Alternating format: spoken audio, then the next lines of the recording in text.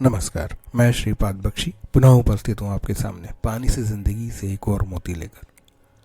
कुछ समाचार जब हमारे सामने आते हैं तो कई बार ऐसा एहसास होता है कि हमारे मुंह पर तमाचा मारा गया हो, क्योंकि तब हमें महसूस होता है कि हमारे तंत्र में काम कर रहे लोग कितने निष्क्रिय हैं या बना दिए गए हैं।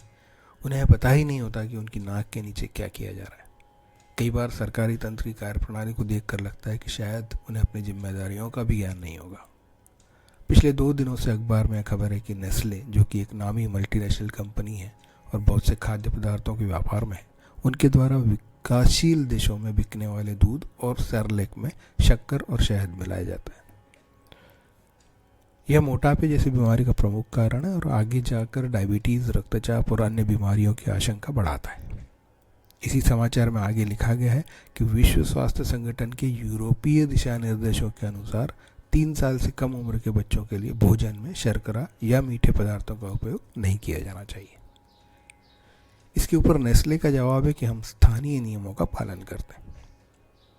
साफ साफ है कि साहब, आपके यहाँ आपके जिम्मेदारों ने कोई कानून नहीं बनाया, मतलब हम आपके बच्चों को मारने के लिए स्वतंत्र हैं। भले ही हमें यह पता हो कि भारत में पैदा हुआ बच्चा भी इंसान का ही है, और यदि यूरोप के बच्चों के लिए सही नहीं तो हमारे बच्चों के लिए भी सही नहीं। चूँकि कानून नहीं है, इसलिए हमारे डॉक्टर ही बच्चों को सेरेलैक खिलाने के लिए कह देते हैं। अब इसके पीछे कारण कानून का ना होना है या व्यावसायिक, यह हमें नहीं मालूम।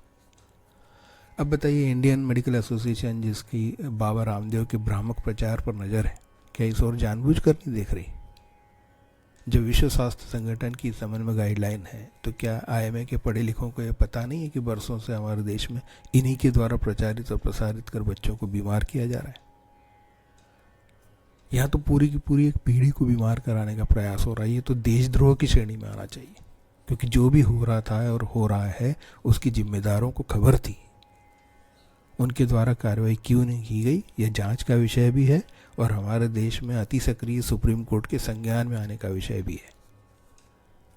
बाबा रामदेव वाले केस की सुनवाई के समय जज महोदय द्वारा बड़े ही तीखे शब्दों का प्रयोग करते हुए कहा गया है कि विल रिप यू अपार्ट, जिसका शाब्दिक भावार्थ हिंदी में बोलचाल की भाषा में तुम्हें चीर डालेंगे।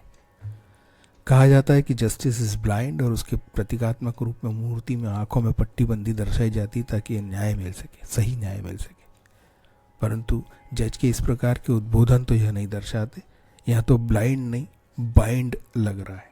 खैर, वापस मुद्दे पर आते हुए आशा करते हैं कि जिम्मेदार लोग इस बहुत गंभीर मुद्दे का संज्ञान लेते हुए शीघ्र अतिशीघ्र कार्रवाई करेंगे, और उससे पहले कि हमारे नन्हे मुन्ने बच्चे वास्तव में चीर दिए जाएं, कुछ बड़ी कार्रवाई की जाएगी। वैसे जिम्मेदारों और कोर्ट की सूचना के लिए बताने में कोई हर्ज नहीं कि आज ऑनलाइन जुआ, क्रिकेट के ड्रीम 11, खतरनाक पेय पदार्थ, कैंसर युक्त गुटखे, नकली दवाइयाँ, भ्रामक महंगी शराब के विज्ञापन इत्यादि से देश की युवा पीढ़ी को बिगाड़ रही कंपनियाँ और उनको प्रचारित और प्रसारित कर रहे हमारे घटिया तथा तथाकथित हीरो और खिलाड़ी सभी इस चीर डालने वाली श्रेणी में आते हैं। कृपया कार्रवाई कीजिए। जय हो, नमस्कार।